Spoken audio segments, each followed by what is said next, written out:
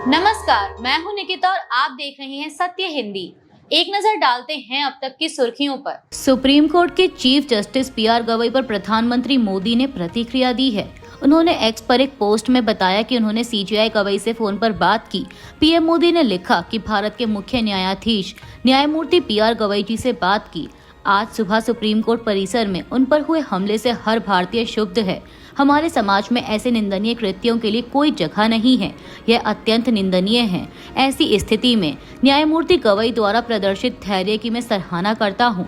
यह न्याय के मूल्यों के प्रति उनकी प्रतिबद्धता और हमारे संविधान की भावना को मजबूत करने की उनकी प्रतिबद्धता को दर्शाता है। सुप्रीम कोर्ट में सीजेआई पीआर गवई पर हुए हमले की कांग्रेस नेता राहुल गांधी ने भी निंदा की। राहुल गांधी ने सोशल मीडिया पर लिखा कि चीफ जस्टिस पर हमला हमारी न्यायपालिका की गरिमा और हमारे संविधान की मूल भावना पर हमला है। इस तरह की घृणा के लिए हमारे देश में कोई जगह नहीं है और इन घटनाओं की निंदा होनी चाहिए। कांग्रेस संसदीय दल की अध्यक्ष सोनिया गांधी ने सुप्रीम कोर्ट में सीजेआई पीआर गवई पर हुए हमले की कड़ी निंदा की है। सोनिया गांधी ने कहा कि भारत के माननीय मुख्य न्यायाधीश पर सुप्रीम कोर्ट में हुए हमले की निंदा करने के लिए कोई पर्याप्त शब्द भी नहीं है। यह सिर्फ उन पर ही नहीं बल्कि हमारे संविधान पर भी हमला है। सीजेआई गवई बहुत दयालु रहे हैं। पूरे देश को गहरी पीड़ा और आक्रोश के साथ उनके साथ एकजुटता से खड़ा होना चाहिए। बता दें कि सोमवार को 71 वर्षीय वकील राकेश किशोर ने अदालती कार्यवाही के दौरान अपना जूता निकालकर सीजेआई पर फेंकने की कोशिश की, लेकिन सुरक्षा कर्मियों ने तुरंत हस्तक्षेप कर हमला टाल दिया। वकील राकेश किशोर खजुराहो मंदिर से जुड़े सीजेआई के हालिया बयान से नाराज थे। उनके पास कई बार एसोसिएशन के कागज पर लिखा था कि सनातन धर्म का अपमान नहीं सहेगा हिंदुस्तान। 3 घंटे तक पूछताछ के बाद उन्हें रिहा कर दिया गया क्योंकि सुप्रीम कोर्ट ने कोई आरोप दायर नहीं किया। बार काउंसिल ऑफ इंडिया ने मुख्य न्यायाधीश पीआर गवई पर जूता फेंकने की कोशिश करने वाले 70 वर्षीय वकील राकेश किशोर को प्रैक्टिस से निलंबित कर दिया है। किशोर ने पुलिस को बताया कि वे खजुराहो मंदिर से जुड़े सीजेआई के हालिया बयान से नाराज थे। उन्होंने एक कागज भी लाया जिस पर लिखा था, सनातन धर्म का अपमान नहीं सहेगा हिंदुस्तान। यह हमला सीजेआई की उस टिप्पणी के बाद हुआ जिसमें उन्होंने खजुराहो मंदिर परिसर में भगवान विष्णु की मूर्ति के पुनर्निर्माण की याचिका को खारिज करते हुए याचिकाकर्ता से कहा था कि वह देवता से कुछ करने के लिए कहें। उन्होंने कहा था कि यह पूरी तरह से प्रचार हित याचिका है, जाकर स्वयं देवता से कुछ करने के लिए कहें। अगर आप कह रहे हैं कि आप भगवान विष्णु के प्रबल भक्त हैं तो आप प्रार्थना करें और ध्यान करें। हालांकि सीजेआई ने बाद में स्पष्ट भी किया था कि वे सभी धर्मों का सम्मान करते हैं और यह टिप्पणी किसी धर्म का अपमान नहीं थी।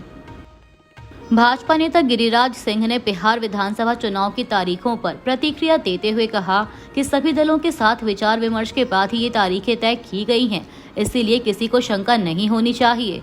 उन्होंने कहा कि एसआईआर को लेकर जो विवाद मचा था वह अब खत्म हो गया है। सिंह ने विपक्षी नेता तेजस्वी यादव पर भी निशाना साधा और उन्हें नेपो बॉय बताते हुए कहा कि उनकी आदत रही है झूठा भ्रम फैलाने की। उन्होंने आरोप लगाया कि तेजस्वी और उनकी गठबंधन पार्टियों ने उन्हें मुख्यमंत्री उम्मीदवार घोषित नहीं किया है। गिरिराज सिंह ने एनडीए पर भरोसा जताते हुए कहा कि बिहार में उनकी सरकार भारी बहुमत से बनेगी और राज्य में कभी भी जंगलराज नहीं आएगा। उनका कहना था कि मुंगेरी लाल के हसीन सपने देखने का सभी को अधिकार है, वो देखते रहें। चुनाव आयोग ने बिहार विधानसभा चुनाव की तारीखों का ऐलान कर दिया है। पहले चरण में 6 नवंबर को 121 सीटों और दूसरे चरण में 11 नवंबर को 122 सीटों पर वोटिंग होगी और चुनाव का नतीजा 14 नवंबर को घोषित किया जाएगा। मेट्राइज IANS के ओपिनियन पोल के मुताबिक इस बार एनडीए को बहुमत मिलने की संभावना है। एनडीए को 150 से 160 सीटें मिल सकती हैं, जबकि महागठबंधन को 70 से 80 सीटें और अन्य दलों को 9 से 12 सीटें मिल सकती हैं। वोट प्रतिशत के अनुसार एनडीए को 49%, महागठबंधन को 36 और अन्य को 15% वोट मिलने का अनुमान है।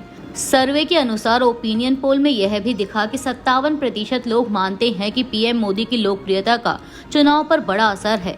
वहीं SIR यानी स्पेशल इंटेंसिव रिवीजन पर 54% लोगों की राय है कि यह चुनाव आयोग का अच्छा कदम है। कांग्रेस नेता पवन खेड़ा ने बिहार विधानसभा चुनाव की तारीखों की घोषणा पर अपनी प्रतिक्रिया दी। उन्होंने कहा कि चुनाव की तारीखें तो मामूली बात है, असली मुद्दा यह है कि चुनाव आयोग और भाजपा से उठाए गए सवालों के कोई जवाब नहीं मिले।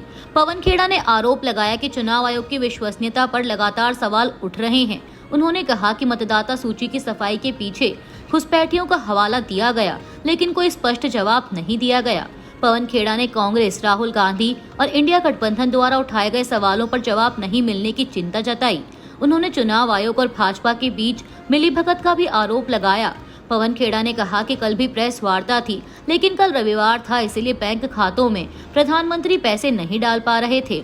आज पैसे डाल दिए तो घोषणा हो गई। आप बताइए, ये चुनाव आयोग का भाजपा के साथ गठबंधन नहीं है तो और क्या है? आपको सामने उदाहरण मिल रहा है। बिहार विधानसभा चुनाव की तारीखों का ऐलान हो गया है। भारतीय चुनाव आयोग ने सोमवार को बताया कि राज्य में 2 चरणों में वोटिंग होगी। पहला चरण 6 नवंबर और दूसरा 11 नवंबर को। मतगणना 14 नवंबर को की जाएगी। मुख्य चुनाव आयुक्त ज्ञानेश कुमार ने कहा कि चुनाव 22 नवंबर से पहले पूरे हो जाएंगे, क्योंकि मौजूदा विधानसभा का कार्यकाल तब खत्म हो रहा है। बता दें कि बिहार में कुल 243 सीटें हैं, जिनमें 38 अनुसूचित जाति और 2 अनुसूचित जनजाति के लिए आरक्षित हैं।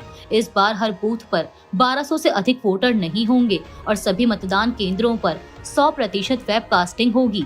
ईवीएम मतपत्रों को भी बेहतर बनाया गया है, जिन पर अब रंगीन तस्वीरें और बड़े अक्षरों में नंबर होंगे। दिल्ली विश्वविद्यालय के कुलपति प्रोफेसर योगेश सिंह के हालिया भाषण ने शैक्षणिक जगत में विवाद खड़ा कर दिया है।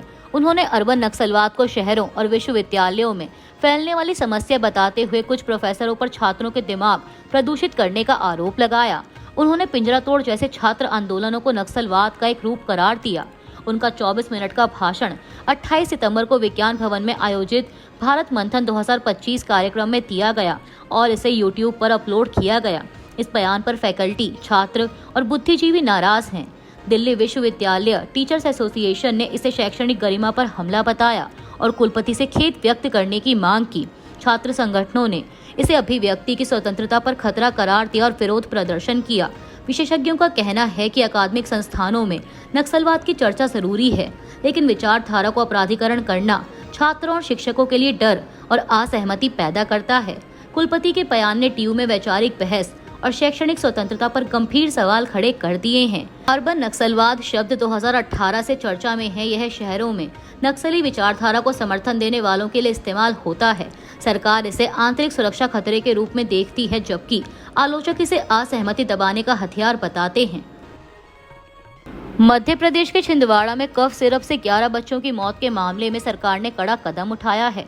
मुख्यमंत्री मोहन यादव ने सोमवार को बताया कि इस घटना के चलते डिप्टी ड्रग कंट्रोलर और ड्रग इंस्पेक्टर को निलंबित कर दिया गया है। उन्होंने कहा कि तमिलनाडु की कथित फैक्ट्री से आने वाली दवाइयों को राज्य सरकार ने बैन कर दिया है और 2 अन्य फैक्ट्रियों के बारे में भी जांच की जा रही है। उन्हें भी बैन करने का आदेश दिया गया है। मुख्यमंत्री ने यह भी बताया कि दवाइयों के निर्माण से जुड़े संबंधित राज्य और केंद्र सरकार को लिखित शिकायत भेजी गई है। उन्होंने कांग्रेस पार्टी के आरोपों का जवाब देते हुए कहा कि आरोप लगाना आसान है, लेकिन उनकी लापरवाही की वजह से ध्यान भटकता है। मोहन यादव ने जोर देकर कहा कि उनकी सरकार हर लापरवाही पर तत्परता से कार्रवाई करेगी और दोषियों को बख्शा नहीं जाएगा।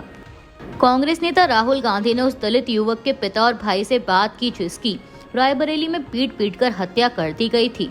उन्होंने कहा कि इस असहनीय दुख की घड़ी में वह पीड़ित परिवार के साथ हैं। कांग्रेस के मीडिया एवं प्रचार विभाग के प्रमुख पवन खेड़ा ने इसकी जानकारी दी। पवन खेड़ा ने एक्स पर एक पोस्ट में कहा कि पीट कर जान लेने की यह घटना हृदय विदारक है। उन्होंने कहा कि अंतिम क्षणों में जब उसे लाठी और बेल्ट से बेरहमी से पीटा जा रहा था, तब युवक को अपनी आखिरी उम्मीद राहुल गांधी की याद आ रही थी। कांग्रेस नेता ने कहा कि राहुल संसद में रायबरेली का प्रतिनिधित्व करते हैं और वहां के लोगों को अपना परिवार मानते हैं। उनके लिए यह बेहद दुखद है। उन्होंने मृतक के पिता और भाई से व्यक्तिगत रूप से बात की है और वह इस असहनीय दुख की घड़ी में उनके साथ हैं। बता दें कि राहुल गांधी फिलहाल दक्षिण अमेरिका के 4 देशों की यात्रा पर हैं। जानकारी के मुताबिक पिटाई के दौरान के वायरल वीडियो में मृतक हरिओम ने कांग्रेस नेता और सांसद राहुल गांधी का नाम लिया था। तब पिटाई कर रहे लोगों ने कहा था कि यहाँ बाबा के लोग हैं। कांग्रेस ने इसे लेकर सोशल मीडिया एक्स पर भी पोस्ट शेयर किया है।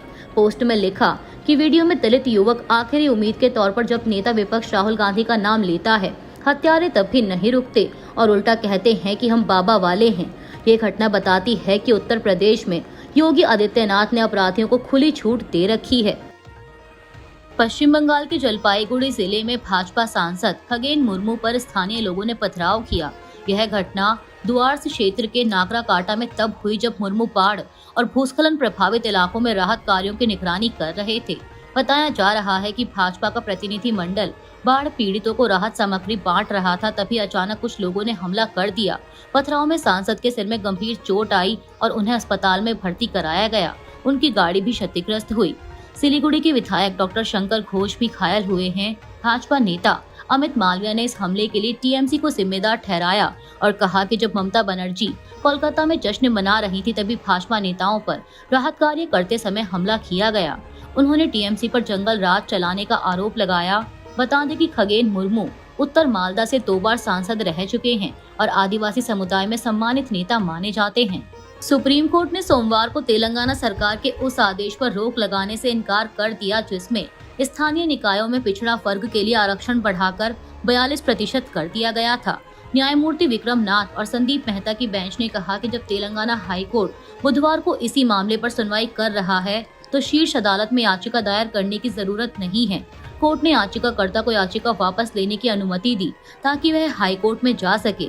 अधिवक्ता सोमिरन शर्मा के माध्यम से दायर याचिका में तर्क दिया गया कि सरकार का यह कदम सुप्रीम कोर्ट द्वारा तय 50% आरक्षण सीमा का उल्लंघन करता है। याचिका में कहा गया कि नए आदेश से कुल आरक्षण 67% से अधिक हो गया है और यह एक सदस्य आयोग की रिपोर्ट पर आधारित है जिसे सार्वजनिक नहीं किया गया। याचिकाकर्ता ने आरोप लगाया कि राज्य सरकार ने आरक्षण बढ़ाने से पहले आवश्यक त्रिस्तरीय परीक्षण भी पूरा नहीं किया। अभी के लिए इतना ही। बाकी की देश दुनिया की बड़ी खबरों के लिए जुड़े रहिए सत्य हिंदी के साथ। Copyright disclaimer under Section 107 of the Copyright Act 1976. Allowance is made for fair use for purposes such as criticism, comment, news reporting, scholarship, and research. Fair use is a use permitted by copyright statute that might otherwise be infringing.